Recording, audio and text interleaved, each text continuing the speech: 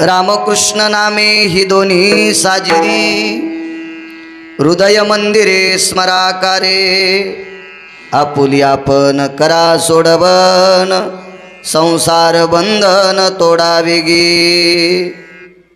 प्रस्तुत प्राप्त प्रसंग निवडलेला अभंग विश्वमान्य विश्वभूषण विश्वाधिकार विश्वप्रिय ज्ञानियांचे राजे योग्यांची माऊली समाधिधन अलंकापूर निवासी माऊली महावैष्णव ज्ञानोबराय नामपर प्रकरण पटून देणारा प्राप्त प्रसंगी निवडलेला अभंग विठाला विठाला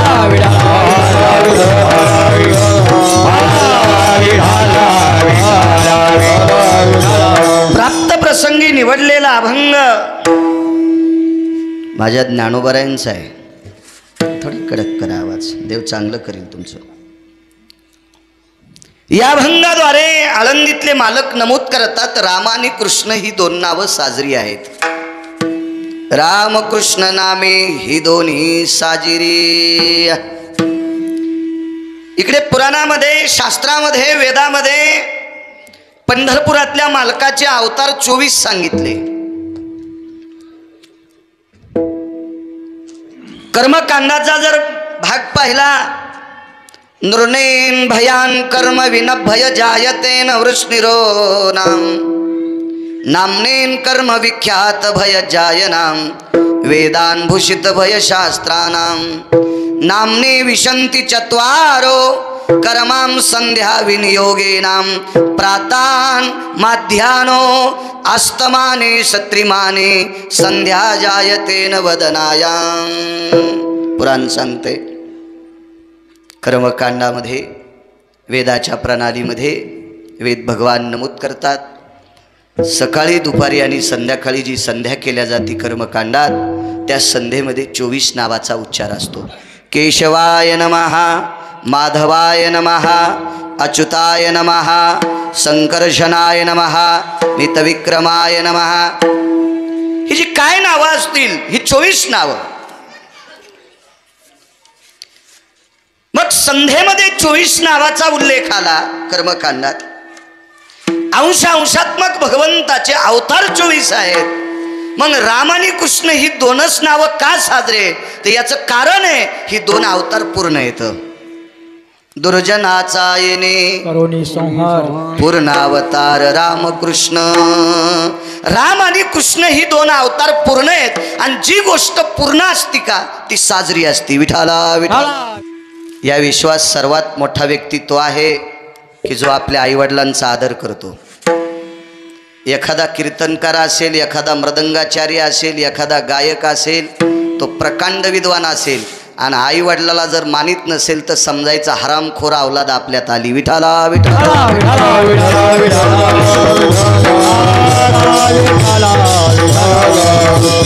कारण मध्वाचार्यांचा संवाद आहे।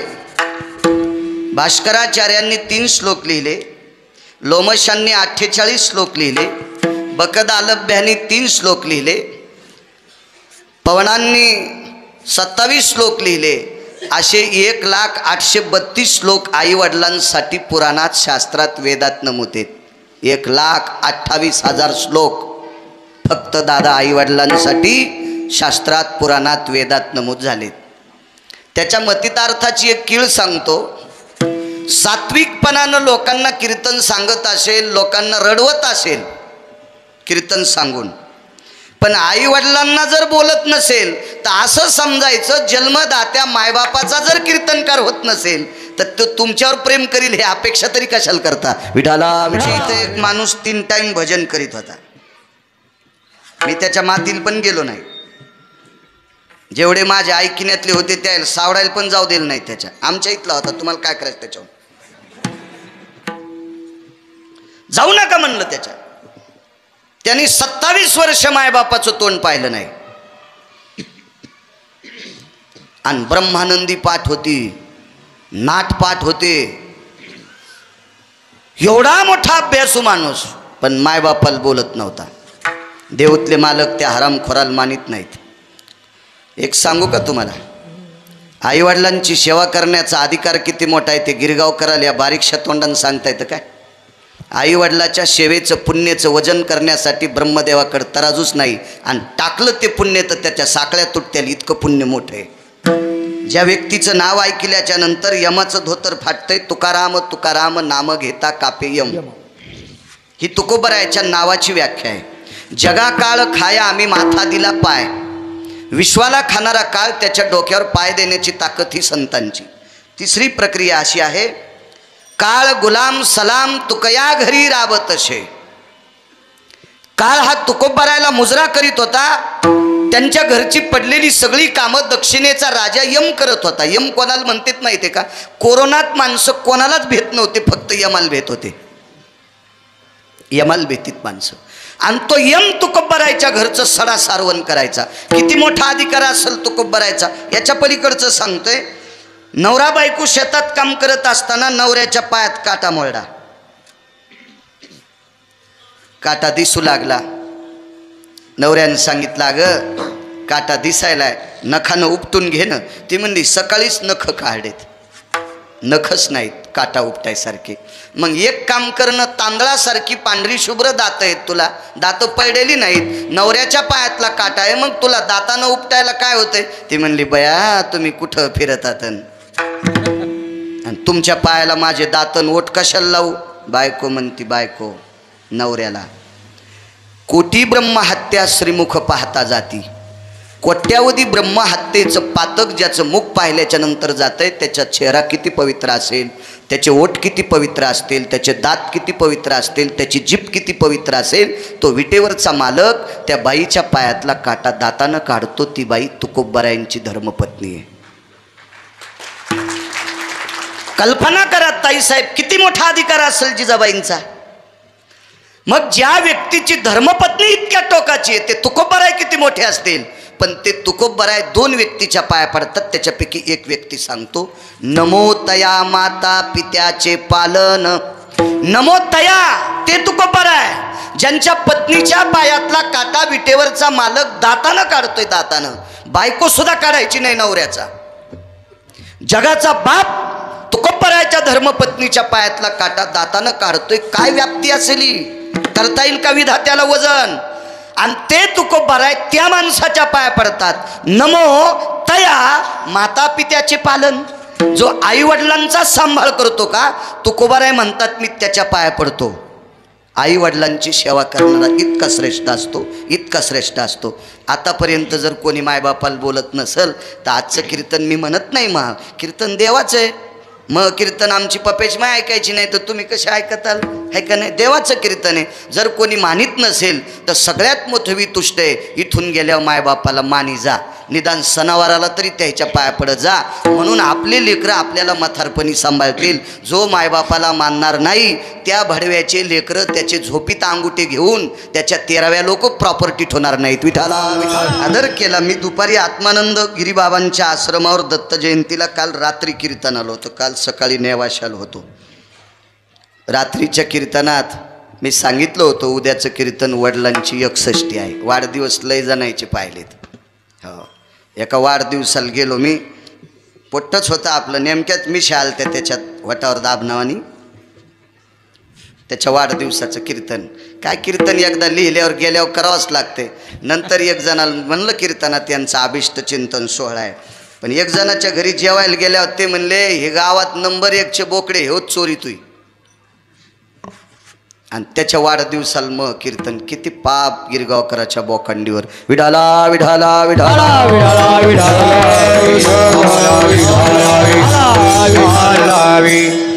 तात्यांना त्यांच्या अभिष्ट चिंतन सोहळ्यांच्या कोटी कोटी शुभेच्छा.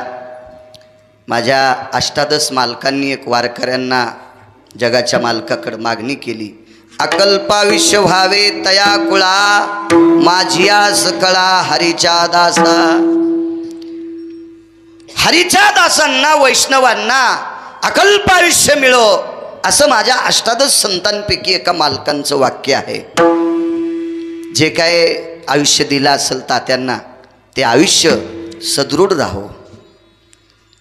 निर्विघ्नपणे ते आयुष्य शेवटच्या श्वासापर्यंत राहो. आत्तापर्यंत जशी वारकरी संप्रदायाची सेवा करीत आले तशीच उरलेल्या आयुष्यात तात्यांना धर्माची वारकरी संप्रदायाची सेवा घडो ही विटेवरच्या मालकाच्या चरणी प्रार्थना. आणि भगवानराव एवढ्या मोठ्या आदराने आपल्या वडिलांचा अभिष्ट चिंतन सोहळा करतात, त्याबद्दलही भगवानरावांना कोटी कोटी धन्यवाद. उपस्थित पंचक्रोशीतून या परिसरातून आलेली तुम्ही सर्व श्रोते जनार्दन राजकीय क्षेत्रातले असताल, शैक्षणिक क्षेत्रातले असताल, वैद्यकीय क्षेत्रातले असतात, व्यापार क्षेत्रातले असतात, आध्यात्मिक क्षेत्रातले असताल, नवे नवे माझा शेतकरी राजा असेल, तुम्ही सर्व क्षेत्रातून आलेल्या विष्ट मित्र सज्जन सखी सोयरी दाहिरी या सर्वांच्या चरणी वक्ता या नात्यानं आणि तुम्ही श्रोता या सत्तेवर आरूढ आहात म्हणून तुमच्या चरणी गिरगावकरांचा नाक घासून प्रणाम. विठाला विठाला विठाला रामकृष्ण नामे ही दोन्ही साजिरी. राम आणि कृष्ण ही दोन नावं साजरी आहेत. जी गोष्ट पूर्ण असती का ती साजरी असती. अपूर्ण गोष्टीला किंमत नाही. अंशात्मक घेतलेली बाकीचे अवतार आहेत, याच्याकरता त्यांना पूर्णत्व नाही. ते वाईट आहेत असं नाही, पण ते ज्या त्या काळात ते पवित्र असतात. वैकुंठवासी डोंगरोजी महाराज म्हणायचे, श्रीमद भागवत कथेतलं रत्न होते डोंगरोजी महाराज. फार विद्वान, फार विद्वान. थोडासा करा आवाज, एकदा केल्यावर तिथं बोट जाऊ देऊ नका पुन्हा. डोंगरोजी महाराज श्रीमद भागवत कथेतले एवढे प्रकांड विद्वान होते, एवढे प्रकांड विद्वान. ते म्हणे एकदा त्यांचा अध्याय काढला, ग्रंथाचं दर्शन घेतलं आणि भगवंताचं स्मरण केलं की ते भागवत सुख सांगतात राजा परीक्षिते असं म्हणायचे की 5 तासाच्या नंतर ते डोळे उघडायचे. म्हणे त्यांना घाम जर आला तर प्रत्यक्ष सरस्वती माता त्यांचा घाम पुसायची. एवढी अधिकारी डोंगरोजी महाराज होते, एवढे अधिकारी संप्रदायातले. आणि त्यांनी सांगितलं राधाकृष्ण भजन हे द्वापार युगामध्ये पोषक होतं. राधाकृष्ण या भजनामुळं पंढरपुरातली मालकीन आपल्या मालकाला सोडून, वैकुंठातली मालकीन आपल्या मालकाला सोडून जम्बूद्वीपात आली. राधाकृष्ण भजन आता वाईट आहे असं म्हणायचं नाही. आताही त्या भजनाचा प्रभाव आहे, आताही त्याची फलश्रुती आहे. पण द्वापार युगामध्ये राधाकृष्ण या भजनाची फलश्रुती अनन्यसाधारण महत्त्व होतं, अनन्यसाधारण महत्त्व त्या काळात. मग आईसाहेब खाली आल्याच्या नंतर नारदासारख्या महात्म्यांनी सांगितलं, भगवान तुम्ही मोठी माणसं आहात आणि मोठ्या माणसांनी 2 पावलं वापस आलं पाहिजे. नाही म्हणे तिला काय कमी केलं, तिला रुसून जायची काय गरज होती. ऐका ना म्हणे प्रभू, अख्खं जग तुमचं नाव घेतंय ना, अख्खं विश्व तुमच्या पाया पडतंय ना, तुमच्या नावाचा टाहो चालतो ना, मग थोडंसं 2 पावलं खाली यायला काय हरकत आहे, चला खाली. भगवान खाली आले आणि रुक्मिणी आईसाहेबांचं सांत्वन केलं. लक्ष रुक्मिणी, आता काळजी करू नकोस, आता मी काय राधेकडे जाणार नाही, काही काळजी करू नकोस. तुम्ही जरी नाही गेले तर लोक तर तुमचं नावापुढं तिचंच नाव लावतात ना, किंवा तिच्या नावापुढं तुमचं नाव लावतात ना, राधाकृष्ण. भगवान म्हणले आता कलियुगामध्ये त्या नावाला वाईट म्हणतील असं नाही, पण प्रभाव वेगळ्या नावाचा असेल, विठोबा रखुमाई. मग कलियुगामध्ये वारकरी संप्रदायामध्ये विठोबा रखुमाई या नावाला प्राधान्य दिलं, ज्या त्या काळात ज्या त्या नामाची महती असती. मग माऊली महावैष्णव ज्ञानोबराय प्रकांड विद्वान. ज्ञानोबरायचं वर्णन करत असताना गिरगावकराची काय पात्रता आहे, मी काय वर्णन करणार आहे, किती वर्णन करणार आहे त्यांचं, केवढी मोठी व्याप्ती आहे. ते ज्ञानियांचे राजे आहेत, ते योग्यांची माऊली आहेत. एवढा मोठा अधिकार, ज्ञानाचा सागर आहेत. माऊली महावैष्णव ज्ञानोबराय ज्ञानाचे सागर, विद्येचे सागर आहेत. त्यांनी दिलेली साक्षी रामकृष्ण नामे ही दोन्ही साजिरे. काय साजरेपण असेल. दक्षाचा यज्ञ चालू होता, त्याला प्रजापती दक्ष म्हणायचे. त्याचं खरं नाव होतं दक्ष, पण त्याला नाव पडलं, पदवी दिली प्रजापती. दक्ष म्हणजे सावध, प्रजेचं पालन करणारा सात्विक सदाचारी राजा दक्ष. पण त्याला जरासं गंडल आलं अहंकाराचं. आणि हे जे गंडलं येतात का, हे माणसाला नीट बसू देत नाही. कोणाला सत्तेचं गंडल असतं, कोणाला पैशाचं गंडलं असतं, कोणाला अभ्यासाचं गंडलं असतं, कोणाला वाटते मल्ले लोक मानतात याचं गंडलं असतंय. असे नाना प्रकारची गंडलं ही बेजार करत असतात माणसाला. योग असा आला, त्या यज्ञामध्ये वितंडवाद झाला. फार मोठा यज्ञ होता. इतकं भांडण झालं त्या यज्ञात, इतकं भांडण झालं. त्या भांडणात एकमेकाला शिव्या देण्यापेक्षा शाप द्याला. आणि नारदाला शाप देऊन टाकला दक्षाने. पृथ्वीवर एका जागेवर कुठंच मुक्काम करता येत नाही. मधु नावाचं अरण्य जर सोडून दिलं, मधु नावाचं अरण्य, आपल्याकडं चैत्रवन नावाचं वन आहे, मधु नावाचं वन आहे, काम्यक नावाचं वन आहे, अंबिका नावाचं वन आहे. नद्या 349 आहेत भारतात. तशा वारकरी संप्रदायानं 350 नद्यांचं वर्णन केलं. गंगेचं त्याच्यापैकी 349 भारतात आहेत. आणि उपनद्या 2734 आहेत. उपनद्या 2734 आहे. कधी कधी वेळ भेटल्यावर नालायकाला चॅटिंग करण्यापेक्षा हे बी गुगलवर पाहत जा. विठाला विठाला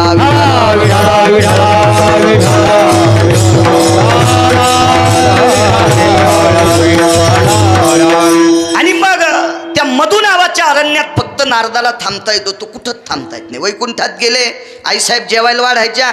जेवण झालं, हात कोरडा होईपर्यंत नारदाचे पाय चलत होते. थांबताच येत नव्हतं नारदाला. रामकृष्ण नामे ही दोन्ही साजिरी. का साजरे पण याच्यातलं कारण सांगतोय. आणि मग नारद असे चलतच राहायचे. एके दिवशी नारदानं विचार केला, मृत्यू लोकामध्ये याची त्याची चेष्टा करणारी, भजन करणारी पण सुखरूप राहिलेत, याचं त्याचं हिचकिनारे पण सुखरूप राहिलेत. मी तर कोणाची निंदा करीत नाही, कोणाची चेष्टा करत नाही. मी 6व्या क्रमांकाचा संन्यासी आहे. एवढं भजन करूनही मला कुठं मुक्काम करता येत नाही. काय माझ्या डोक्यावर हे पाप पडलं असावा, माझा शाप का संपत नसावा. मग ब्रह्मदेवानं आमंत्रित केलं, भगवान विष्णू परमात्म्याला आमंत्रित केलं, प्रत्यक्ष भगवान शिवजीला आमंत्रित केलं. आणि नारदानी आपली ती मीटिंग लावली. देवाला सांगितलं, देवा अख्खं आयुष्य भजनात गेले, शर्टत नाही म्हणजे खिशाचा संबंध नाही, गुंठाभर जमीन नावान नाही, कुठं आश्रम नाही, 1 रुपया 5 पैसे जवळ नाहीत, फक्त भजन करतो. गळ्यात विना, हातात चिपळी आहे, गळ्यात माळा येता, अंगाला गोपीचंद लावतोय, बाकी दुसरं काय माझी संपत्ती आहे, आणि तरी मला मुक्काम करता येत नाही. तिने देवाने सांगितलं, रोग आमच्या हातातला नाही. तुम्हाला जो शाप लागलाय का, हा शाप दुरुस्त करणं आमच्या हातातली ताकद नाही. आमच्याच्याने ह्यो रोग नीट होत नाही. नारदाला एक महाराज भेटले. नारद काय सामान्य महाराज असतील का? नारदांना राक्षस सुद्धा नमस्कार करायचे. सात्विक तात्विक संन्यासी होते, ते ब्रह्मचारी होते ना. ते काय गठुडं बांधणारा ब्रह्मचारी नव्हता, पैशाच्या थप्या लावणारा संन्यासी नव्हता. फक्त विटेवरच्या मालकाचं भजन करायचं, 9विधा भक्तीचे सूत्र लोकांना सांगणारा संन्यासी होता तो. हो, संसारिकाकडे पैसे असले पाहिजे, त्याला बायका जगवायच्यात, पैशाच्या विरोधात नाही बोललं पाहिजे. आमचा मित्र एके दिवशी म्हणला, पैसे का बांधून न्यायचेत का? म्हणलं, सुंबळ्या, पैसे बांधून नेत नसतेत पण मरूस तर लागत असतेत. या विश्वातली कुठलीही गोष्ट पैशाशी होत नाही. हे भगवानरावला उद्या फोन करीन याला किती लागलेत म्हणून. अशी होत नसती 61-65 वरून येत असतो का काय लोंढा, त्याच्यासाठी लागत असतं दादा. ते पैसे लागतात ना. अर्थ नावाचा पुरुषार्थ आहे. संसारिक माणसांनी पैशाचा संग्रह केला पाहिजे. इथं जर कोणी तरुण असतील 20-22 वर्षातले, तर त्यांना विनंती करील, काम करत जाण, 2 पैसे घरात आणीत जा. त्याच्यासारखा ज्ञाती कोणीच नाही. घरात 2 पैसे न आणता जर कोणी भाकरी खात असेल तर असं समजायचं बिना साखळीचं सुटलेलं ते कुत्र आहे. विठाला विठाला विठाला विठाला. मला ऐकायला थोडंसं कठीण वाटलं असेल, पण मी वाचल्याची सांगत नाही. भोक्तव्यम जठरा नलो तृप्ता तारुण्यान भयो व्याप्ती नैवम द्रव्य संचया भोक्तव्यंग्रासे स्ततो पिसाटम स्वानस्तते वजा. हे काय देशी पेनारानं लिहिलं का? फक्त मी तुम्हाला मराठीत सांगितलं. विठाला विठाला. मग नारदांना एक महाराज भेटले. त्या महाराजांचं नाव राहू द्या थोडंसं बाजूला, तुम्ही घरी गेल्यावर विचार करा कोण असतील तर. त्या महाराजांनी नारदांचं दर्शन घेतलं आणि महाराजांनी नारदाला विचारलं, देवर्षी आपण थोडे चिंतामग्न आहात काय? तुम्हाला मागणं पुढं फुफुटा उड? अहो लोकायला लेकरं बाळ बायका पोरं मामे काके विष्ट मित्र सजन सखे हे परिवार सांभाळायचा, तरी आम्ही नाराज नाहीत आणि तुम्हाला काहीच नाही तरी तुमचा चेहरा कसं काय नाराज आहे? काही नाही म्हणे महाराज, मला कुठं थांबता येत नाही, मला शाप आहे दक्षाचा. मग त्याला ते मुक्त त्याचं मोचन करण्यासाठी काही पर्याय केले का नाही? नारद म्हणले खूप पर्याय केले, पण तो शाप संपत नाही. मग मी देतो ते औषध घ्या. तर नारदांनी सांगितलं कुठलं औषध आहे बाबा, माझ्याकडे काही पैसे नाहीत ते औषध घ्यायला इकत. त्यांनी सांगितलं आमच्या औषधाला पैसे द्यायची गरज नाही, तुम्हाला भजन करावं लागेल. नारद म्हणले काय बोलता वगैरेसारखं, भजन करावं लागेल. आणि आयुष्यभर भजनच करायला लागलो ना. काय करतोय दुसरं? मी का सोयाबीन कापायला जातो का तुरी कापायला जातो का कापसा याचायला जातो का ऊस तोडायला जातो? काय करतो? कसलं काम करतो? आयुष्यभर भजन करायलो. महाराज म्हणले नारदा तापू नका, तापू नका. तुम्ही भजन करता म्हणजे इतके तापता काय? आम्हाला आमच्यावर सुटायले. मी सांगतो त्या नावाचं भजन करा आणि मी सांगतो त्या ठिकाणी करा. कुठलं भजन करता? श्रीमन नारायण नारायण. नारायण हे पंढरपुरातल्या मालकाचंच नाव आहे, पण त्या काळात त्या नावाला अनन्यसाधारण महत्त्व होतं. आता नारायण नामाचा जप केला तर पाप लागते असा विषय नाही, पण रामकृष्ण नाम घेतल्यावर जितकं पुण्य लागतंय तितकं नारायण नामात पुण्य प्राप्त होत नाही, असा शास्त्राचा वेदाचा पुराणाचा कलियुगातला पुरावा. आजामेळाच्या मुलानं नारायण नामाची साधना केली, काल तो होता. म्हणून अनाथाच्या नाथे घातीला विमानी नेला उचलोनी परलोका. नारायण नामाच्या साधनेनं आमाप पापाच्या राशी झालेला आजामेळ नावाचा ब्राह्मण या व्यक्तीला नारायण नामाच्या साधनेनं मोक्ष प्राप्त झाला. पण त्या काळात मग नारद म्हणले एवढा मोठा पापाच्या राशी ज्याच्याकडे, त्या नारायण नामाच्या साधनेनं त्याला विमान नेण्यासाठी येतंय, माझा शाप का संपत नाही? आता कलियुग सुरू आहे महाराज. तुम्हाला जर त्याच्यातून मुक्त व्हायचं असेल तर रामकृष्ण नामाची साधना करावी लागेल. आणि कुठं करायची? ती बद्रिका आश्रमाच्या ठिकाणी. तीर्थ दर्शनीय असतात. आपण ज्या तीर्थावर जातो का त्या तीर्थावर फक्त डोकं ठेवायचं, त्या तीर्थावर स्नान करायचं, त्या तीर्थाचा जो विधी असेल तो संपादन करायचा. तीर्थ हे मजा मारण्यासाठी नसतात. मजा मारणाऱ्या माणसांचा जास्त सुळसुळाट केदारनाथला झाला, म्हणून भगवंतानं सगळे पालथे करून टाकले. विठाला विठाला विठाला विठाला. काल 2 क्रोझर गाड्या तिरुपतीला गेल्या. तिरुपतीला गेल्या 2 क्रोझर गाड्या. तर त्याच्यात आमच्या एका मित्राचं पोरगं होतं. आमचा मुलगा गेला म्हणे तिरुपतीला. तर म्हणलं कोणासोबत गेला? आमके आमके पोर आहेत. वा वा वा वा वा वा, तुमच्या नावाचा झेंडाच लावतो म्हणलं पोरग तुमचं. आता कसं काय? ते अशा माणसाच्या पोरायसंग गेलं की ते पाचच काम नाही. मग ते आलं बी वापस मागच्या 15 दिवसात. तर मी म्हणलं काय रे दाशा, काय काय केलं? काय नाही म्हणले, महाराष्ट्रात दारू जरा महाग भेटती आणि आंध्रात स्वस्त भेटती, म्हणून जास्त तिकडं पोरं पोरं जातात. आणि मजा मारायलाच गेलते म्हणे सगळे. काय तिरुपती पावने हराम खोरायला? कसं शक्य आहे मला सांगा? तीर्थ हे कामं करण्यासाठी असते? नाही, तीर्थ हे फक्त दर्शनीय असते. देवभूमी आहे, देवभूमी. त्या देवभूमीवर प्रत्यक्ष जगाचा मालक बाण भातोड हातात घेऊन उभा आहे. अशा भूमीच्या ठिकाणी तुम्ही रामकृष्ण नामाचा जप करा, तुम्हाला गोड अशा प्रकारचं त्याची फलश्रुती भेटेल.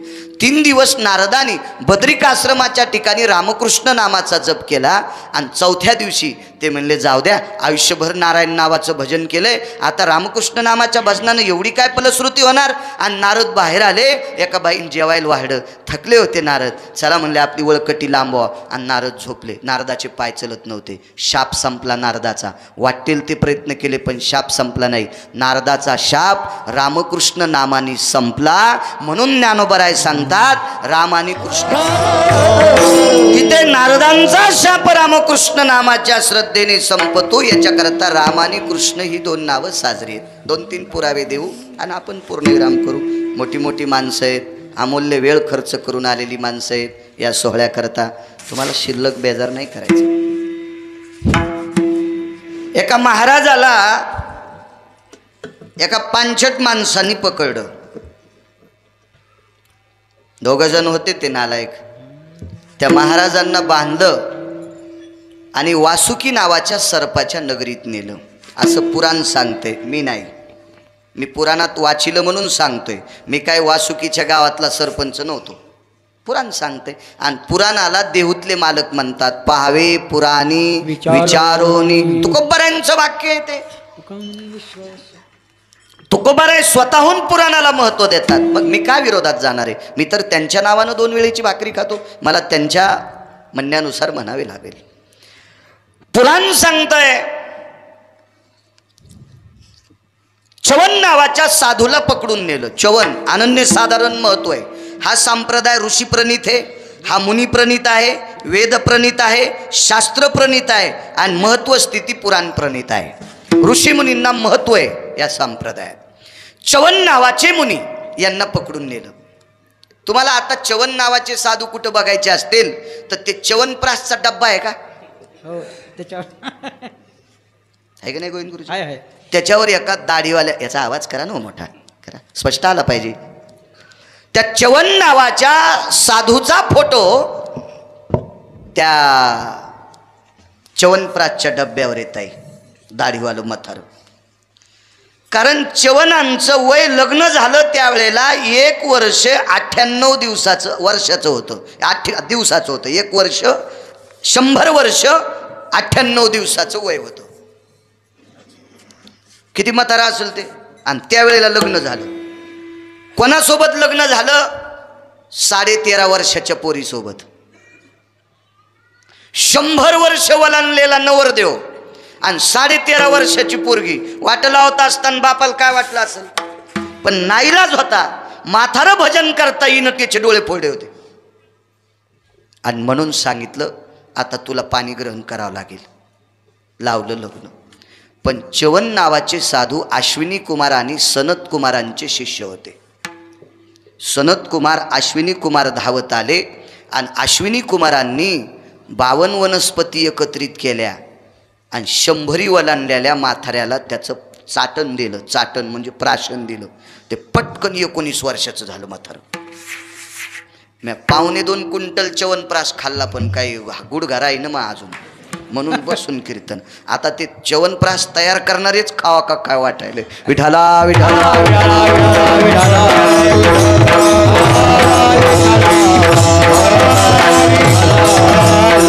18 भार वनस्पती. हा भारत देश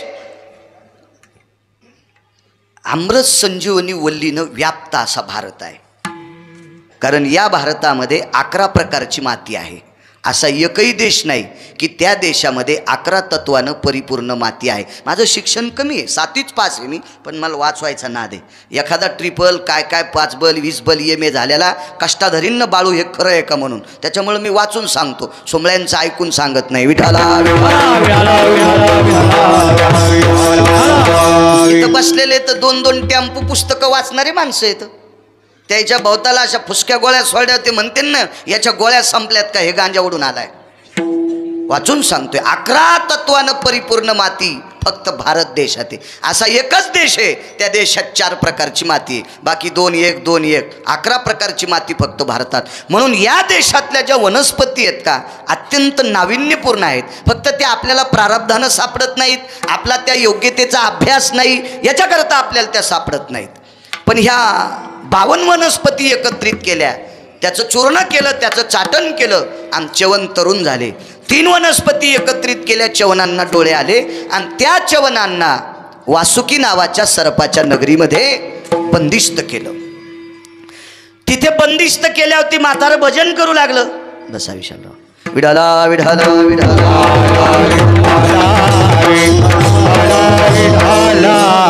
भजन करू लागलं म्हातारं. तर ते म्हातारं वासुकी नावाच्या सर्पाच्या नगरीत गेल्यावर रामकृष्ण नामाचं भजन केलं. असं मी सांगत नाही, महान एका अधिकाऱ्याचा पुरावा आहे. दुर्वास नावाच्या साधूनं तो पुरावा दिला. नामने रामद्वयं कृष्णा यत्पायने स्थितेषु च्यवनंच भयव्याप्ती आनन पुटे रसना भय नामने राम यद्वैपायनत कृष्ण. हा पुरावा दुर्वास नावाच्या साधूचा आहे. भगत जा चरित्र मोठ्या लोकांचे. दुर्वासांनी सांगितलं रामकृष्ण नामाचं चिंतन च्यवनांनी केल्याच्या नंतर 3ऱ्या दिवशी सकाळी वासुकी नावाच्या सापानी राजा बळीला निरोप केला. बळी हा राक्षसांचा राजा होता आणि सांगितलं, राजाधिराज बली महाराज, तुमच्या 2 राक्षसांनी एक महाराज पकडलेत आणि आमच्या इथं आणून ठेवलेत. तर बळीला वाटलं त्या महाराजानं काही चुकीचं काम केलं का. तर च्यवनांनी सांगितलं, तसं चुकीचं काम करणारे महाराज नाहीत, ते बिडी वडीत नाहीत, ते तंबाखू खात नाहीत, ते सिगरेट वडीत नाहीत, ते बाकीचं काहीच करीत नाहीत ना, ते सात्विक महाराज येतं. हो, काही काही आमची बरीच लोक नंबर 1चे गाजलेले पण मस्त तंबाखू घोंगडी खाली अशी सगळा गर्दा काढायचा आणि घोंगडी खाली टाकायचा. वल्लभाचार्यांचा संवाद आहे, भजन करणारा, मृदंग वाजिणारा आणि कीर्तन करणारा तंबाखू खात असेल, भक्षंती गौमासम समास्ततेवच. वल्लभाचार्य सांगतात, गिरगावचा बाळू नाही, विठाला विठाला विठाला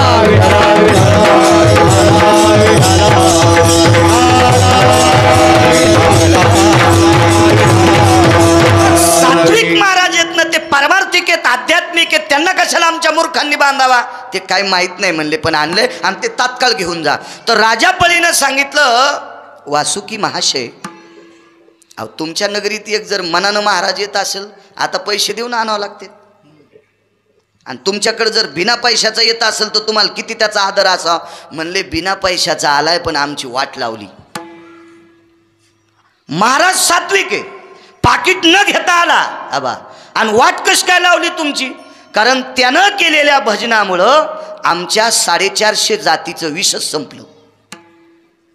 450 सर्पाच्या जाती त्या महाराजाच्या भावताल बसल्या होत्या का, ते निर्विष झाले. निर्विष हे सर्प चीनमधल्या लोकांना खायला येतं. ज्याचं विष संपलं का ते एकाही सापाचं विष राहील नाही. तर राजा बळीनं सांगितलं, बरं झालं ना रे, तुम्हाला विष आहे म्हणून लोक तुम्हाला भेट होते, हानीत होते, आता विष संपल्यावर लोक भेणार नाहीत ना. तर राजा वासुकीनं सांगितलं सरपंच राजानं, नाही नाही नाही नाही, आमच्याकडे विष आहे म्हणूनच आम्हाला भेटीत लोक, आमचं विष संपल्यावर आम्हाला आसूड करतील बैल हाणायला, माणसं बैलायला आसूड करतील हाणायला, घोड्याचा चाबूक सर्पाचाच करतील. म्हणले, हे तुमचं महाराज घेऊन जा घेऊन जा. दृष्टांत संपला. च्यवनांनी रसातळामध्ये हटकेश्वर नावाची देवता भगवान शिवशंकराचा अधिष्ठाने, त्याच्या बाजूला काही अंतरावर वासुकीची नगरी आहे, आणि वासुकीच्या नगरीत च्यवन नावाच्या मुनीनं रामकृष्ण नामाची साधना केली, तर सापाचं विष संपते. ही रामकृष्ण नामात ताकद आहे, म्हणून ज्ञानोबराय म्हणतात, रामकृष्ण हा मंत्र सर्व मंत्रांचा राजा आहे, सर्व मंत्रांचा राजा. रामकृष्ण या मंत्रामध्ये वेदाचं सार आहे, रामकृष्ण या मंत्रात पुराणाचं सार आहे, रामकृष्ण हा मंत्र शास्त्राचा सार ताई साहेब. एकदा बादशाह अकबर बादशाह पुष्पवाटिकेत फिरू लागले, आणि फुलं हे ऋतूप्रमाणे उमलतात. कोण्याही ऋतूत कोणतंही झाड उमलत नाही, असा 1.5 ऋतू आहे. दीड ऋतूमध्ये ब्रह्मकमळ उमलतंय. एरवी ब्रह्मकमळाला तुम्ही गावरान तुपन दूध घातलं तरी ते उमलत नाही, आणि ते सुद्धा रात्रीच उमलतंय, दिवसा उमलत नाही. कमळापैकी अशी एकच जाते ब्रह्मकमळाची, ती रात्री उमलते, आणि सगळी कमळ दिवसा उमलतात, वरी तोंड करून उमलतात. ब्रह्मकमळ रात्री उमलते आणि खाली तोंड करून उमलते. ऋतूला तो काल लावलेल्या ज्या त्या काळात ज्या त्या गोष्टी येत असतात. मग त्या पुष्पवाटिकेत फिरत असताना सहज अकबर बादशाने एक फुल तोडलं. कर्मनो गहनो गती, ते फुल इतकं सुगंधी होतं की त्या फुलाचा सुगंध घेतल्याच्या नंतर बादशाह त्याला असं प्रसन्न वाटलं. त्या राजाला, मोठा राजा होता, श्रीमंत राजा आहे, बलशाली राजा आहे, वैभवशाली राजा आहे. आणि लागलीच सगळ्या प्रधान, मंत्री, सुमंत्री, महामंत्री, प्यादा, गुमास्ता, आयस, भव, संघ, कला, विश्व, पार्शय, कंक, विभूषिता, मध्यन, मध्यसार, हे सगळी जी पदं असतात ना, कंक म्हणजे राजाकडे हिसाब करणारा, आपल्याकडे त्याला चार्टर्ड अकाउंटंट म्हणतात वाटते, इंग्रजी येत नाही पण ऐकून ऐकून काही काही पाठ झाले. कंक कंक कंक म्हणजे हिशोबनीस. राजा विराटाच्या घरी धर्मराजा कंक होते. तशी सगळ्या लोकांची सभा घेतली बादशाने आणि सांगितलं जिथं जिथं मोकळी जागा आहे तिथं तिथं फुलं लावा. जमिनीत फुलं, मसनवाट्यात फुलं, मंदिराच्या पटांगणात फुलं, मशिदीच्या पटांगणात फुलं, अंगणात फुलं, कुठंच जागा रिकामी ठेवू नका. आणि नेमके बिरबल 2-3 दिवस सुट्टीवर गेलते. बिरबल वापस आले ते चालू होतं खडे खांदायचे काम, झाडं लावायचे. खडे खांदीत राहतात माणसं, पण झाडं काही लागणत. झाडं लय लोक लावायलेत पण लागच नत. का लागणत माहिती आहे का? झाडाला पण राग आला. झाडाला पण राग आला. ज्यानं खडा खाणला त्याचा फोटोच काढीनत. नाही खरं आहे ते. ज्यानं खडा खाणला का त्याचा फोटो नाही. एसी मधून गाडीतून उतरल्यानं फक्त झाड धरायचं. ज्यानं झाड धरलंय त्याला माहीतच नाही बेसरामाचं आहे का कशाचं आहे, पण त्याचा फोटो कॅमेरावाले मचा मचा मचा मचा दुपारा इजा चमकाल्या दुपारा. म्हणून झाड म्हणलं ज्याच्या 9 छिद्रातून घाम निघलाय त्याचा फोटो नाही काढा. आणि ज्याला काहीच माहीत नाही झाड कशाचं आहे मला लावलंय त्याचा हात मला लागला, मला वाचायचंच नाही.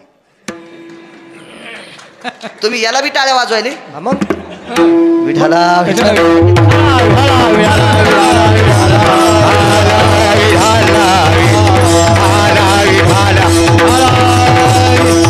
आहेत काही गोष्टी आपण काही दुमत नाही. मी काय पैशावाल्याच्या विरोधात बोलणार नाही. धनवंता लागी सर्व मान्यता आहे जगी. आपल्या संतांनी सांगितलं गोपाळे बाबा. पैशाला किंमत आहे. एक सोपं सांगू का? माझ्याकडे मोठा मोबाईल नाही पण मोठ्या माणसाच्या घरी गेल्यावर 10-5 मिनिटं TV पाहायला भेटत असते. आता मी लॉकडाऊनमध्ये घेतली TV, पण ते पोरायला मोबाईल घेतला, ते शिकू लागले घरीच गुरुजी, आणि मग त्या TVला लाईत ते पोरं. तुमच्यात पैशावर घेतले, आपल्याला काय देवीचं तेल देईल आणि भुते आला घाईला, पणाला वाटा आलं मोरी वाटं गेलं, काय ताण नाही. नाही रानातले पैसे लय मठ आहेत माझ्याकडे. पाईप आहे मला असा रानातल्या बी पैशाचा. हो तर मग त्या TVवर एका मोठ्या माणसाचा अंत्यविधी पाहिला. पैशाला किंमत आहे. हो पैशाच्या विरोधात बोलणं लय सोपं आहे. पैशाशिवाय काय चलत नाही. तो मोठा माणूस मेल्याच्या नंतर मोठ्या माणसाच्या मातीला गेलेली माणसं मसन वाट्यात पण भोईला बसत नसतात. धनवंता लागी सर्व मान्यता आहे जगी. पैशाला किंमत आहे. मी काय विरोधात बोलणार नाही, पण कधी कधी खडा खाणाऱ्याचा पण फोटो काढला पाहिजे. त्याचा काढला पाहिजे. काय होतं माहिती आहे का? लग्नाला वागणीशापासून माणसं येऊन बसले, त्याला त्या जळमट गिलास आहेत शरबत होते ना पहिले ते गिलास जर्मलचे. त्याच्या आधी प्लॅस्टिकचे होते, ते कोणी धुतं नव्हतं काहीच नव्हतं. ते शरबत प्याला.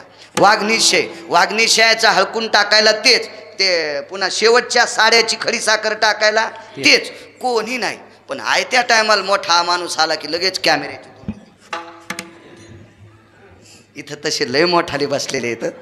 तुम्ही म्हणताल आमच्यावर कोण बॉम्ब टाकायला? अद्याप नाही. तुमच्यासारखे मोठे आमचे पण लोक व्हावा. विठाला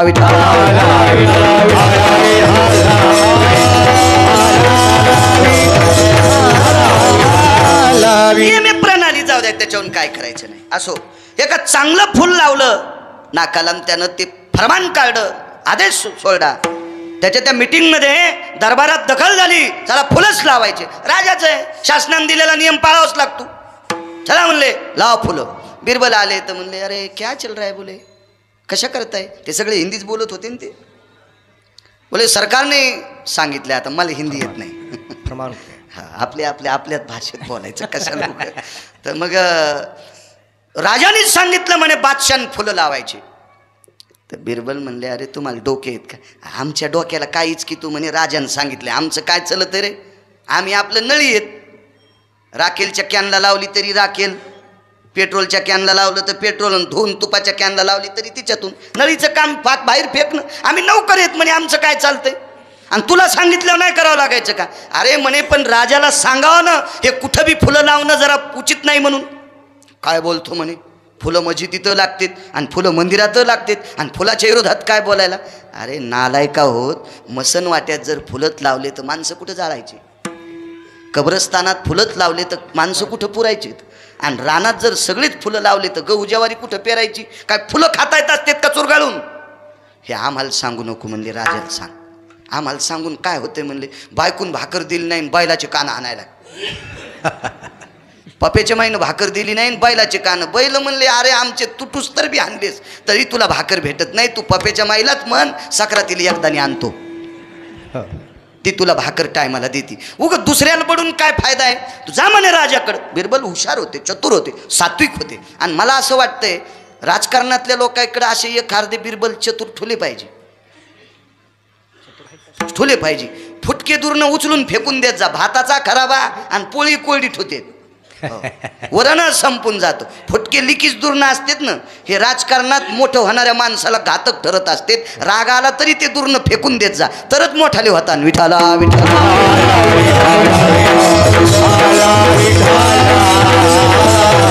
तुम्हाला सांगू का, भगवान प्रभू रामचंद्रासोबत, मी पुन्हा येतो बिरबलाव, भगवान प्रभू रामचंद्रासोबत अंगद नावाचा व्यक्ती होता. आणि अंगद नावाचा व्यक्ती रावणाच्या सगळ्या गोष्टीची परीक्षा तपासण्यासाठी पाठीला. आणि मग अंगदानं लक्षात घेतलं रावण श्रीमंत किती आहे, रावण पैसे किती वाटेल, रावणाकडं सैन्य किती आहे, रावणाचं वैभव किती मोठं आहे, या सगळ्या गोष्टी पाहिल्या. आणि मग अंगदानं सांगितलं राजन तुम्ही आमच्या मालकाची बायको देऊन टाका, आमच्या मालकाची बायको देऊन टाका.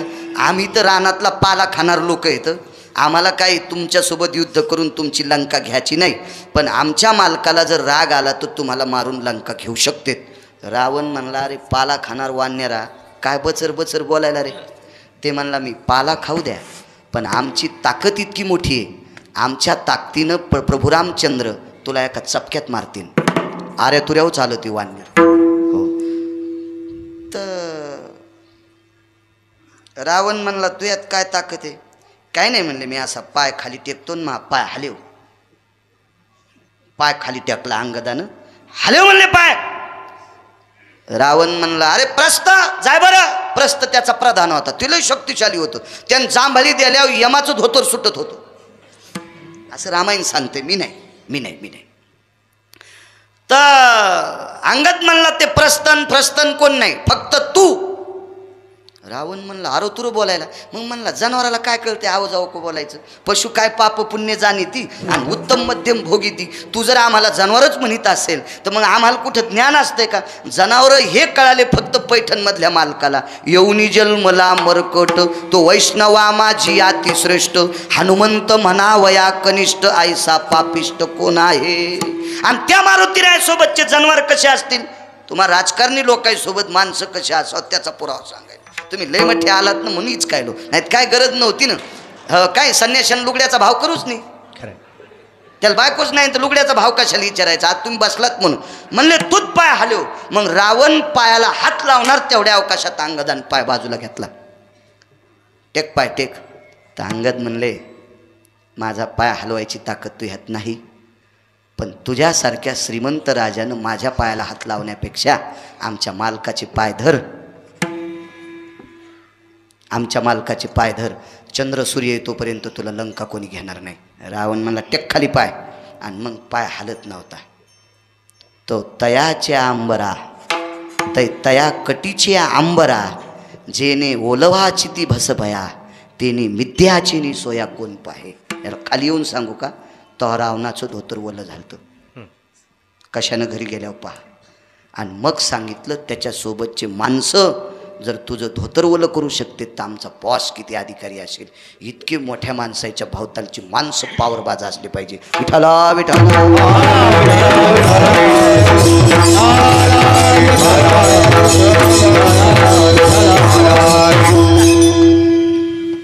बिरबल गेले आणि बादशाला सांगितलं सरकार काय रे, सगळ्या ठिकाणी फुलं लावायचे काही शोभतंय का तुम्हाला. ते कडक बोलत होतं. चांगला माणूस आहे, राजाच्या हिताचा माणूस आहे, बादशाच्या हिताचा माणूस आहे, हे तुमचं काम बरोबर नाही. अरे बिरबल लेकिन सोंगने के लिए फूल होना भाई, बहुत बढ़िया खुशबू आती है. बिरबलानं सांगितलं आपल्याला फक्त सुगंध पाहिजे ना, हे फुलं लावायचे कामं बंद करा. दारापुढं 4-2 फुलाचे झाडं, मंदिरापुढं 10-5 फुलाचे झाडं, शेताच्या बांधावर 10-5 फुलाचे झाडं, हे लावणं उचित आहे. पण जिथं गहू ज्वारी पेरायची तिथं फुलं लाईत नसतात. पण राजा म्हणला मला फुलाचा सुगंध पाहिजे. ठीक आहे. राजाच्या खजिनखान्यातून कंकाकून तशाच सस्ताईला 2 आडके घेतले.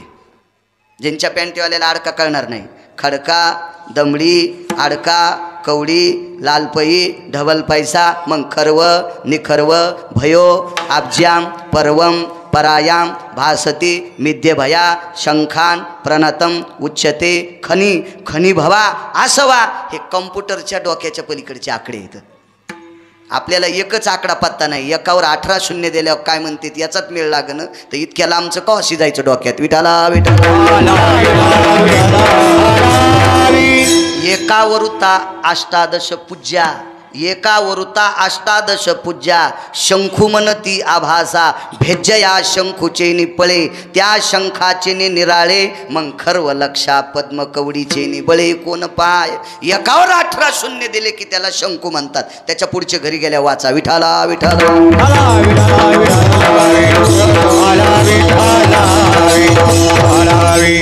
त्यावेळेला जरा परिस्थिती बिकट झाली. ती वडील 90ला गेले म्हणून शाळाचा जरा तुटवाडा पडला. नाही तर मी एका चपक्यात कलेक्टर झालो असतो.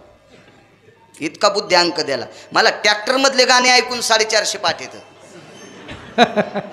शिव्या शिमग्याच्या 250 पाठ येत. इतक्या देतो. फोडणी पण एखाद्या बाईला तितकी देता येणार नाही. इतक्या शिव्या 250 पाठ येत. पण देत नाही. पाठ झाल्या लोकांच्या ऐकू ऐकू गाणे पाठ. हे ट्रॅक्टरवाले जरा येड्यावणीच करते. त्याला कळत नाही हो. 15-15, 13-13, 14-14 फूट ऊसात शेतकरी बिना चपलाचा बोटाचा फिरतो आणि त्याची ट्रॉली पालथी करायची. एखाद्या नैसर्गिक आपत्तीनं पंक्चर झाली असेल, काही तुटाफुटी झाली असेल, ट्रॉली पालथी झाली असेल ती होऊ द्या. पण जाणून बुजून गाण्याच्या नादात जर गोपाळेबुवा ट्रॅक्टरचा ड्रायव्हर ट्रॉली पालथी करीत असेल तर त्याच्या 42 पिढ्या तो ट्रॅक्टरच्या ड्रायव्हर होतील त्याच्या कुळात. पण शेतकरी राजाचा ऊस जर व्यवस्थित ट्रॅक्टरचा ड्रायव्हर कारखान्यात नेत असेल ना तर त्याच्या 3ऱ्या पिढीला त्याच्या कुळात तहसीलदार जन्माला येईल.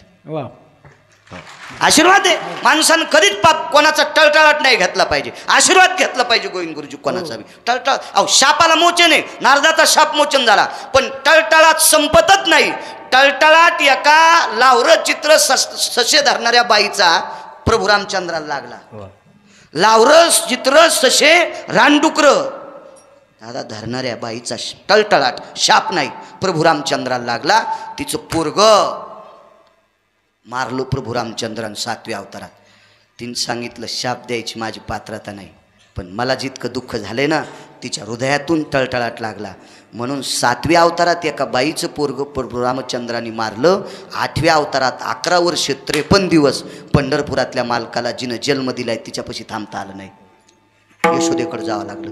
मग जगाच्या बापाला पंढरपुरातल्या मालकाला जर दुसऱ्याचा टळटळाट भोगावा लागतोय तर तुम्ही आम्ही कोण्या झाडाची पाल आहेत. शाप नाही घेतला पाहिजे, टळटळाट नाही घेतला पाहिजे कोणाचा. असो पैसे घेतले खजिनदाराकून. रामकृष्ण नामात किती ताकद आहे. आणि एक आतर तेलाची बाटली आणली आणि विशालजी त्याच्यातला एक थेंब बादशाच्या हातावर टाकला. एकच थेंब. आणि बिरबलानं सांगितलं आगे पीछे हात करो ऐसा. असं मागं पुढं केलं आणि सुंगलो बोले ग्रामदेवता. ग्रामदेवता म्हणजे नाक. नाकाला हात लाव. ये बिरबल इंशाअल्लाह ला इलाहा इल्लल्लाह इंशाअल्लाह बिस्मिल्लाह रहमिल्लाह क्या खुशबू है रे. अरे सब फूलों की खुशबू ये बूंद में आ रही है. तर बिरबलानं सांगितलं सरकार सगळ्या फुलाचा अर्क ह्या अत्तराच्या बाटलीत आहे. आणि वेदाचा आणि पुराणाचा शास्त्राचा मतितार्थ राम आणि कृष्ण नामात आहे. म्हणून 10 मिनिटात पूर्णविराम. वानरांनी समुद्रावर सेतू बांधला तो रामनामाच्या प्रतापाने. तुकोबरायच्या उकोक्तीनुसार सांगायचं झालं तर तुका म्हणे नळा सागरी तारी येल्या शिळा. नळ नावाच्या वानरावर आणि नीळ नावाच्या वानरावर ब्रह्मांडाच्या मालकाची कृपा झाली. ती कृपा झाली मारुतीरायांची. मारुतीराय प्रभास क्षत्रावर स्नान करायचे आणि प्रभास क्षत्रावर स्नान केलं की भक्तीचे तरंग त्या सागरावर असे तरंगायचे. पण सागर हा अहंकारानं मातलेला समुद्र होता. म्हणून भक्ती त्याला डोक्यावर घ्यायची लायकी नाही. आणि भक्तीला जर पायाखाली ठेवावा तर भक्ती श्रेष्ठ आहे म्हणून ती भक्ती सागर नुसता वाहवतच होता. आणि खाली प्रभास क्षत्राच्या खाली वानर स्नान करायचे. मारुतीरायाचं स्नान आटपलं की प्रभास क्षत्राच्या खाली नळ आणि नीळ नावाच्या वानरानं पाण्यात उडी टाकायची. आणि हे स्नान करून पाण्याच्या बाहेर येत असताना मारुतीरायाचे सुटलेले भक्तीचे तरंग नळाच्या डोक्यावर पडायचे. म्हणून नळानं पाण्यात दगड टाकला की तरंगत होता. 1200 किलोमीटरचा सेतू बांधला. रामनामाची ताकद समुद्री तारिले पाषाण हे महिमान नामाचे. म्हणून रामकृष्ण नामे हे दोन्ही साजिरी रामनामातली इतकी मोठी ताकद आहे. चला, एके दिवशी मंदोदरी नावाच्या धर्मशील पुण्यशील पावन या देशातल्या पवित्र स्त्रीनं, मी नेहमी सांगत असतो या भारत देशात सर्वात मोठं जडवड रत्न काय असेल तर या देशाची स्त्री आहे. या देशाची स्त्री आहे.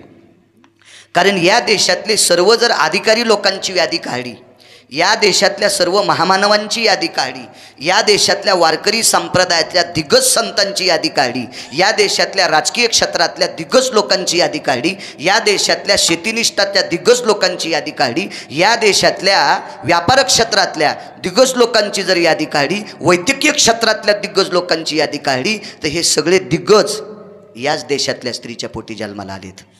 म्हणून या देशातलं सर्वात मोठं जडवड रत्न काय असेल तर या देशाची स्त्री आहे. रावणाची धर्मपत्नी, रावणाला तशा 80,000 बायका होत्या असं पुराण सांगते. 80 सहस्र सुंदरा कामिनी, माझी मुख्य राणी मंदोदरी. मंदोदरी अत्यंत सात्विक आणि सदाचारी पुण्यशील स्त्री होती. हिच्या सौंदर्याची जर व्याख्या सांगायची झाली तर मी पंढरपुरातल्या मालकाच्या नावानं भजन करून भाकरी खातो. पण पंढरपुरातल्या मालकिनीपेक्षा 124 पटीनं रावणाची पत्नी सुंदर होती.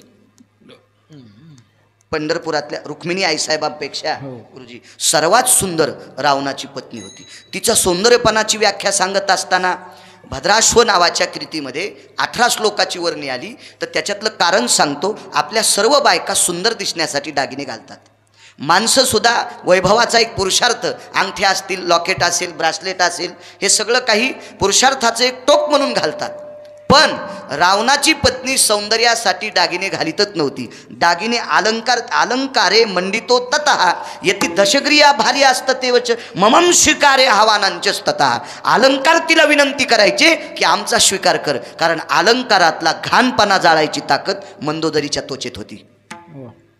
अलंकारातला घाणपणा जाळायची, सोन्यातला शुद्ध करण्याची ताकद मंदोदरीच्या त्वचेत होती. इतकी सुंदर बायको असताना सुद्धा रावणानं सीतेला हरण करणं हा रावणाचं नालायकपणाचा कळस होता. पण त्याने एके ठिकाणी सांगितलं, मी सकळ कुळ उद्धारार्था सीता चोरून आणली. मला कुळाचा उद्धार करायचा होता. मला एकट्याला रामानं मारला असतं, मी एकटा उद्धार झाला असतो. पण बऱ्याच राक्षसांचा उद्धार करायचा होता. हे कसं असतं माहिती आहे का? याला चोंबळ्या गप्पा म्हणतात. ह्याला चोंबळ्या गप्पा म्हणतात. एक माणूस खाली पडला, पडल्याबरोबर कपडे झड लागलं का? काहीच नाही लागलं. घरी गेल्या बायकोल म्हणला भोयलोन लाव. भोयलन कळायचं नाही शिकलेल्या माणसाला. पांढरी माती मीठ एकत्रित शिजून लिंबाचे 2-3 थेंब पिळायचे आणि ते भोयलोन लावल्याच्या नंतर खरचटलेलं नीट होतं. हे जुन्या काळातला मलम होता. जुन्या काळातला. आता मलमाची संख्या लय मोठी झाली, पैशाचा कहर झाला म्हणून मलमांची संख्या वाढली. कोणत्या गोष्टीचा कहर झाला की ती संख्या वाढत असते, हा नियम आहे त्याच्या गोष्टीचा. असो, पण ते लोक काय देखता म्हणलं नाही नाही नाही काहीच लागलं नाही, काहीच नाही. घरी गेल्यावर पप्याच माईल म्हणला झेंडू बामनं शेक बरं. हे चोंबळ्या गप्पा झाल्या. लागलं होतं ना त्याला. रावणानं चुकच केली, पण ती मोठाली माणसं अशी चुकच झाकून नेत असते. रावण मोठा होता, त्याच्या गावाला काय त्याचं वैभव जाऊ द्या असू द्या. जिथं तुकोबारायने दखल घेतली, तुका म्हणे ज्याची संपदा एवढी एवढा. मंदोदरी सात्विक चतुर नाविन्यपूर्ण अशी पत्नी होती. मला असं वाटतं सांसारिक माणसाला 6 गोष्टी प्रारब्धान भेटतात. त्याच्यापैकी सगळ्यात मोठं प्रारब्ध गोड त्याचं आहे ज्याची बायको पुण्यशील आहे, ज्याची पत्नी सात्विक आहे, ज्याची पत्नी सदाचारी आहे. देहूतल्या मालकाने एक दखल घेतली. कर्कसे संग राजा नलाला, वा गोविंद गुरुजी, राजा नलाला दमयंती नावाची पत्नी इतकी सात्विक भेटली. पंढरपुरातल्या मालकिनीनं एका ठिकाणी 9, एका ठिकाणी 4, एका ठिकाणी 6 चुका विटेवरच्या मालकासोबत पंढरपुरातल्या मालकिनीनं केल्या असं पुराण सांगते. गिरगावचा बाळ्या नाही. पण नलाच्या पत्नीनं दमयंतीनं एकही केली नाही. ही नशीब घेऊन आलेला नल. दुसरी गोष्ट सांगतो, कर्णाला वृषाली नावाची पत्नी या भारतातली भेटली. वंगदेशाचा राजा कर्ण चर्मनवती नावाच्या गंगेच्या तीरावर ज्याचं लग्न झालं. मंगलाष्टकात देवबाप्पा चर्मनवती नावाच्या गंगेचा उल्लेख येतो. चर्मनवती शिप्रा वेत्र महासुर नदी ख्याता गया गंडकी. आता मंगलाष्टक म्हणू देईनत ब्राह्मणाला. आणि मधले म्हणायलेत गोपाळे बुवा तर तिसरेच ताई ग बाई ग सकाराम तात्याची गंगी तुका तात्याचा नाऱ्या. आणि मंगलाष्टक म्हणणारा इतका रडा मेलो तू काऊन इवळायला. नवरी नवरदेवा संग जाताना रडन तू काऊन रडायला सुमळ्या. तू मुकाट्यान 2000 घेऊन घरी जाय. लोकायला नुकती खाऊ दी असं नको. चुकीची गोष्ट आहे. या बा परमार्थाच्या स्टेजवर जो कोणी बाट्या बोळ करील त्याच्या घराला कुपाटी लागल. माझं वाक्य नाही, मी मोठ्या माणसांचं वाक्य ऐकून सांगतो. माझी काय लायकी. माझं 40-41 वर्ष आहे. माझी काय पात्रता इतकं कडक बोलायची. मोठ्यांचं वाक्य सांगतोय. वैकुंठवासी माधव महाराज मगर म्हणायचे वारकरी संप्रदायात बेदखल माणसाला बोलून जो कोणी पैसे देईल का त्या पैसे देणाऱ्याच्या घराला सुद्धा कुपाटी लागल. वैकुंठवासी मगर म्हणायचे. भारतामध्ये पुराण क्षेत्रातला राजा, आध्यात्मिक क्षेत्रातला राजा, पुराण क्षेत्रातला तसा राजा वनी नाही. तुमचं नशीब असेल तुम्ही त्यांची कीर्तन ऐकली हो. माझं नशीब खोटं मला ती बघायला. माझ्याकडे फक्त 127 पानाची लिखाण सापडे त्यांना म्हणून इतका टरटर बोलतोय. हो वारकरी या एक जण मला म्हणला महाराज असं झकास कीर्तन करा. म्हणलं तुझ्या बायकोची साडी ती मला नेसायला. मी नाचतो स्टेजवर नाचतोच ना. या स्टेजवर झकासपणाची अपेक्षा करू नका. तुम्हाला बाकीचं बघण्यासाठी विश्वात खूप स्टेज आहेत. या स्टेजवर चांगलंच बघा. कीर्तन चांग होयांग हरिरो. हे स्टेज मागच्या लोकांनी कन्या आंबाड्या घुगऱ्या खाऊन टिकिले. कन्या आंबाड्या तुमच्या लहानपणी काय होतं खायला. इथंची वयस्कर महाराज येतं कन्या आंबाड्या घुगऱ्या काय आमट्या गिमट्या साध्या अशा परिस्थितीत सप्ते केले ना. आता आमच्यासारख्या हरामखोरायनं 5-5, 50-50 लाखाच्या गाडीत बसून कीर्तन झाल्या बरमुडे घालायलेत. आमच्यासारख्या हरामखोरायच्या गाड्या डबल पुलाखाली जात्या. आणि तुम्ही जर आमच्यासारख्या नालायकाला बोलीत असाल ना तर तुमच्या पण पुलाखाली जात्या. विठाला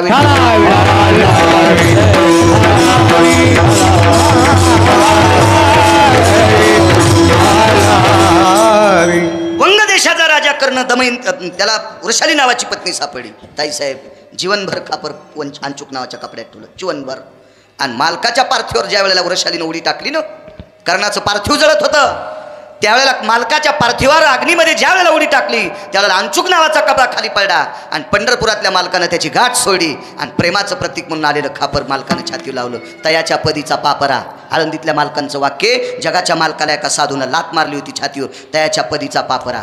आणि ते पाय पंढरपुरातला मालक अजूनही त्या पायाचा शिक्का छातीवर वापरतो. आणि कर्णाटला दिलेलं ते खापर जगाच्या मालकानं छातीवर मारलं त्याचा शिक्का अजूनही त्या मालकाच्या छातीवर आहे. याचं कारण आहे या देशातली पवित्र स्त्री कर्णाला सापडली होती. इतकी तात्विक. परवाला एका ठिकाणी कीर्तनाला गेलो. तिथं बरीच लोक आहे. आदरणीय भांगे अण्णा होते ज्यांच्या घडी एका पिक्चरची शूटिंग झाली ते पण होते. पुन्हा RSSचे ज्यांना महाराष्ट्रातलं 4थं पद आहे ते सुद्धा होते. अंबिका विद्यालयाचे चेअरमन होते. अशी बरीच काही लोकं होती. आणि तिथं एक जिल्हा ताब्यात असलेला एक माणूस होता अधिकारी जिल्ह्याचा. बाजूला घेतलं. मी आईचं आणि मायबापाचं सांगितलं होतं कीर्तनात. तर त्यांच्या डोळ्याच्या कडा ओल्या झाल्या. म्हणले महाराज 92 एकर जमीन आहे माझ्याकडे. माझे आईवडील ती जमीन मोठ्या निष्ठेनं करतात. 72च्या दुष्काळात आंबाड्या मिलू बरबडे झाडेचे पिळे खाऊन त्यांनी 92 एकर जमीन टिकवली. मला शिकवलं. मला कलेक्टर केलं. नाव सांगत नाही फक्त त्यांचं. मला कलेक्टर केलं. पण मी 7 दिवस समाजाची सेवा करतो. आणि 8व्या दिवशी गावाकडे जातो आईवडिलाच्या दर्शनाला. पण ज्या दिवशी मी रविवारी गावाकडे गेलो त्या दिवशी बायको मला एकही शब्द बोलत नाही. कारण 7 दिवस लोकांसाठी देता, 8वा दिवस मायबापासाठी देता. आमच्यासाठी तुमचं काय काय आमच्यासाठी काय. म्हणून तुमच्या पाया पडतोय. नवरा जर मायबापाला बोलत असेल तर इस्त्यात कापूर नका टाकी जाऊ. तुमच्या झोपीत भितड अंगावर पडेल. तुम्ही एक लक्षात ठेवा. तुमचा नवरा कलेक्टर असेल, राजकारणात मोठा असेल, वैद्यकीय क्षेत्रात मोठा असेल, व्यापारिक क्षेत्रात मोठा असेल, परमार्थिक क्षेत्रात मोठा असेल, तुम्ही त्याच्या मायबापाला किंमत द्या. कारण त्या माईच्या पोटी जन्माला आलाय म्हणून द्वारका तुला नवरा भेटलाय. हो खरं आहे. इतकं तर मान्य करावंच लागेल ना. द्वारका मंजुळा कस्तुरा काय नाव असतील ते त्यांच्यामुळं. म्हणून किंमत द्यायचा त्याला. आणि जर नवऱ्याला मायबापाला तुम्ही जर बोलू देत नसाल, नवऱ्याला जर तुमच्या सासू सासऱ्याला तुम्ही बोलू देत नसाल, तर लिहून घ्या गिरगावच्या बाळूचं, तुमचे पोरं जर तुमच्या अंगावर झोपीत नाही राखेलच्या कॅनी टाकल्या तर मला गिरगावकर म्हणू नका. बस. कारण आताचा काळ बरा आहे दादा. इथून पुढचा काळ इतका भिरभिऱ्यासारखा येणार आहे. बरोबर पूर्वीच्या काळात या जन्मात करायचं आणि वरी गेल्यावर फेडायचं, आता इथंच करायचं आणि इथंच फेडायचं, अजून इथून 10-5 वर्षाला ह्याच हातानं करायचं आणि यान फेडायचं. इतका काळ बिकट येईल इंटरनेट जगामध्ये. त्याच्यामुळं हे विदुषी वातावरण खरी जाऊ नका. तुम्ही लय मोठे आहात. माझ्या वारकरी संप्रदायाने इतकी मोठी दखल घेतली. ज्या घरी कुलस्त्रिया, राज्य, राणी व संपत्ती, सासू सासऱ्यांचा आदर करी जा, मायबापांचा आदर करी जा. ज्या बाईला आपल्या मायबापाचं बरं व्हावं वाटते, तिनं नवऱ्याच्या मायबापाचं बरं करावं. सोपी व्याख्या आहे ना. जिला स्वतःच्या मायबापाचं बरं व्हावं वाटतंय, तिनं सासू सासऱ्याचं बरं व्हावा अशी अपेक्षा करा. सासूला आपल्या लेकीचं बरं व्हावं वाटतंय, तिनं सुनाचं चांगलं व्हावं अशी अपेक्षा करा. मी दोन्ही बाजूने बोलतोय, एकावर बॉम्ब टाकीत नाही. विठाला विठाला. सात्विक आणि सदाचारी पुण्यशील पत्नी रावणाला प्राप्त झाली. तिच्या स्वतःच्या मुलाचं डोकं कापल्यावर रावण आणू नको म्हणल्यावर ती आणायला गेली नाही. तिचं नाव मंदोदरी. इतकी सात्विक. तिला उद्या रावणाला संकट येणारे नवऱ्याला म्हणून संध्याकाळी करीत होतं. मंदोदरी बोले रावणा प्रती स्वप्न देखिले मी एक मध्यरात्री, नेनो वानर मिळाले किती, वगैरे वगैरे वगैरे. आणि तिनं सांगितलं, मालक एक मला म्हणायचंय, मला एक म्हणायचंय, तुम्ही ऐकत नाहीत, माझं ऐकत नाहीत. 5 मिनिटात संपितो. मालक तुम्ही माझं ऐका. शक्यतो चांगल्या बायकोचं नवऱ्यानं ऐकलं पाहिजे. जी सात्विक आहे का तिचं ऐकलं पाहिजे, आणि काही बी नाही ऐकलं पाहिजे. हे बी मुद्दा आहे. चांगलं ऐका. मंदोदरीनं रावणाला काही बी सांगितलं नाही. आजही काही मंदोदऱ्या सांगतात, मालक लेकरं शिकायला येतो, शिकायला येतं, शिक्षणाला पैसे लागतात, आहे का नाही. मरगळवाडीकर बरोबर आहे ना. एकदा मी तुमच्या कॉलेजवर भगवान बाबाच्या पुण्यतिथीच्या कीर्तनाला आलतो. मला नाव आठवलं त्यांचं, निळोबा. ते पण महाराज आहेत. मग वारकरी संप्रदायातले निळोबा सगळ्यातले संत होते, सगळ्यात शेवटचे. मग हे शैक्षणिक क्षेत्रातले हे निळोबा समजायचं. विठाला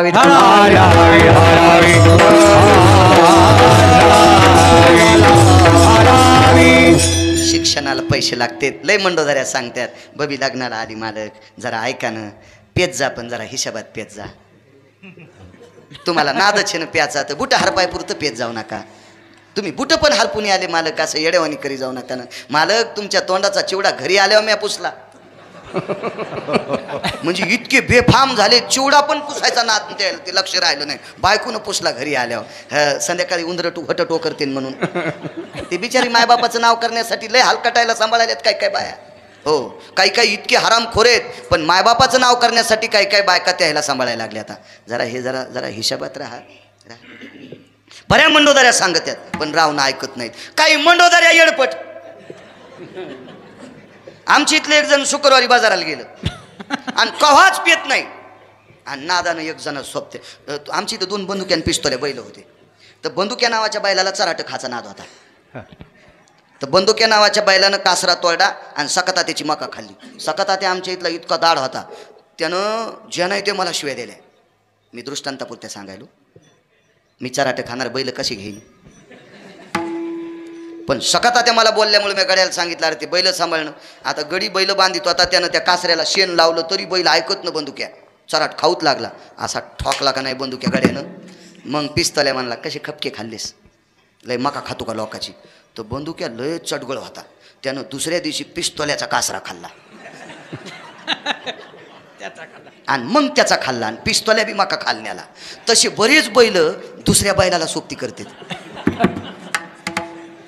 आणि बरेच चराट न खाणारे बैल चराट खाणाराच्या नादी लागतात. असं नालायक बैलाच्या नादी लागत जाऊ नका तुम्ही. हो, आमच्या इथलं एक जण याला गेलं मंठ्याच्या बाजाराला, आणि कधी पेत नाही, पिऊन आलं. आणि चतुरी आली आमच्या इथं. त्याच्या बायकोचं नाव चतुरी होती. मागच्या महिन्यात मेली ती.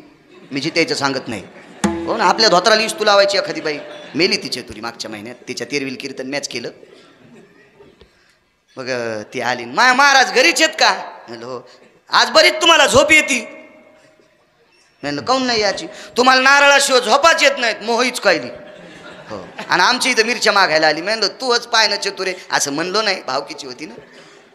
हो, देठाच्या मिरच्या आहेत का, म्हणजे हिरव्या.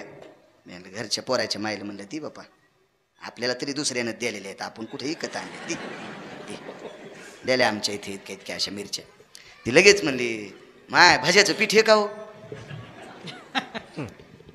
घरच्याला म्हणते ती बाबा 8 हाकचं पीठ. ते बाया कशाचे देतात, आमच्या घरच्यानं मोजून दिलं. ते का असं खूप सुन का नाही, आमच्यावर घेतल्यावर लय तुमची खसखस पिकायली नाही का. तुमच्या बायका लय तुकाराम महाराजाच्या चुलत्या आहेत का. हा, तुमचे चेहरे पाहिल्या पाहिल्या कळत आहे तुम्हाला किती बॉचकारी त्यात. आपल्यावर घेतलं की असे उगे खसखस खसखसच पिकत यायची नाही का. इतक्या एडपट आहेत का आमच्या बायका. असं उधळून पीठ दिलं तर मी आणलं. चतुरा काकू अचानक भज्याचं पीठ आणि हिरव्या मिरच्या. बापा बाळू ते कवाच पित नाही तर त्याला प्याचा नादच नाही ना बाळू. पण ते भाऊसाहेबाच्या नादी लागून आज जरशी पिऊन आले तर त्याचं तोंड कसनुसं पडन. म्हणलं जरसं भज्याचा घाणा काढून द्यावा.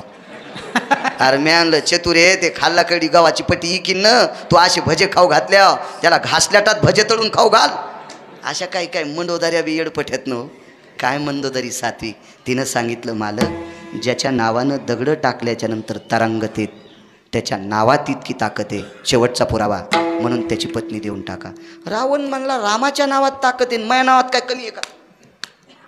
तसंच बिनतोंड धुतल्याचं समुद्रावर गेलं आणि दगड उचल टाक पाण्यात. ताईसाहेब दगड उचल टाक पाण्यात, दगड उचल टाक पाण्यात. रावणानं 14 योजनाचा सेतू बांधला. पुराणात पुरावा नाही, पण एका अधिकारी व्यक्तीचं वाक्य सांगतोय. तुम्ही पुन्हा नंतर म्हणताल गिरगावकराच्या गोळ्या संपल्या का नाही, हे मनानं सांगाल अद्याप नाही. 14 योजनाचा सेतू बांधला. घरी आला, स्नानगीन आटपलं, संध्या वगैरे सगळी झाली. मंडळीला रथात घेतलं आणि सेतू असा खडसून दाखिला. बायका गाडगं घेताना का अशा खडशित्यात तसा सेतू दाखिला. हे मी बांधलाय. याला सिमेंट लोखंड अद्याप नाही. खालून पिलर बिलकुल नाही. जे पाय खांदायला JCB नाही. शासनाचं बजेट कवडीचं नाही. रोजदार मजूर कोणीच नाही. कोणी बांधला, मी बांधला. कसा बांधला, दगड उचलीत होतो आणि पाण्यात टाकीत होतं, दगड तरंगत होता. पण मंदोदरी काही खुश झाली नाही. शहाण्या बायका खोट्या वाक्याला खुश होत नसतात, त्या बायका शहाण्या असतात. खोट्या वाक्याला खुश होत नाहीत, त्या बायका शहाण्या असतात. रावण म्हणला रामानं 18 पद्म वानरन 72 कोटी रिसन 56 कोटी गोलांगूळ घेऊन 100 योजनाचा सेतू बांधला. मी एकट्यानं 14 गुणिले 12 किती किलोमीटर झाला. बर बर बर बर छान छान छान. सुजया पक्क सांग. हो, इतक्या योजनाचा सेतू बांधला. आणि रामानं इतकी लोक बांधून 1200 किलोमीटरचा बांधलाय. मी एकट्याने इतका बांधलाय ना. तुला मग मोठे पण नाही का. ती म्हणली मोठे पण आहे मालक, फक्त एकच सांगा, तुम्हाला माझ्या हृदयाची शपथ आहे, मी जर तुमची काटेकोरपणानं सेवा केली असेल तर निष्ठावंत बायकोची शपथ आहे, सांगा तुम्ही दगड टाकताना काय म्हणत होतात. मंदोदरी कवाड लावून मग आतून ती म्हणली मी आधीच कडी लावलेली, कवाड लावायचं काम नाही, फक्त सांगा. ते म्हणला दगड हातात घेत होतो आणि दगडाला एकच म्हणायचो, तुला रामाची शपथी बुडशीन तर पाय. डोळे भरून आले मंदोदरीचे. मालक तुमचं आणि त्याचं भांडण किती आहे. म्हणले ब्रह्मदेवाला तराजूत मोजता येणार नाही. बायकोने ना साधी गोष्ट आहे, इतकं कट्टर भांडण. मग विरोधक रामाचं नाव घेतल्याच्या नंतर तुमच्या हातानं दगड विरोधकाच्या हातानं तरते, इतकी त्याच्या नामात ताकद आहे. म्हणून रामकृष्ण नामे ही दोन्ही साजिरी.